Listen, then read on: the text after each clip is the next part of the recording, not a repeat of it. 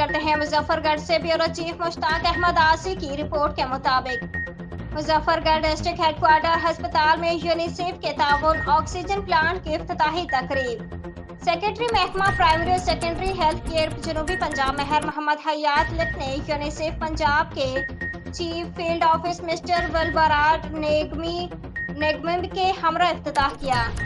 Director general health services جنوبی Punjab doctor Mehr Muhammad Iqbal, health specialist UNICEF doctor Qurratul Ain بھی ہمراہ تھے۔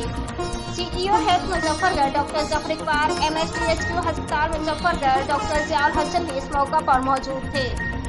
Health specialist UNICEF doctor Qurratul العین اور میڈیکل سپرنٹینڈنٹ ڈاکٹر ضیاء الحسن کے پلانٹ کے بارے میں بریفنگ۔ ڈی ایچ کیو ہسپتال مظفر گڑھ میں یونیسیف کے لگائے گئے آکسیجن پیدا کرنے والے پلانٹ سے محکمہ صحت مظفر گڑھ کو سالانہ 5 کروڑ سے زائد کی بچت ہوگی۔ اس پلانٹ سے ضلع مظفر گڑھ کی تمام ہسپتالوں اور مراکز صحت پر آکسیجن کی ضرورت پوری ہوگی۔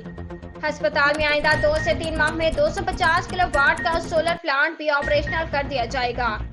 سولر پلانٹ سے آکسیجن پلانٹ کے ساتھ ساتھ بیڈز، ایمرجنسی اور دیگر پارٹس کو بلا تعطل پاور میسر ہوگی۔ پلانٹ 200 لیٹر فی گھنٹہ آکسیجن پیدا کرنے کی صلاحیت رکھتا ہے۔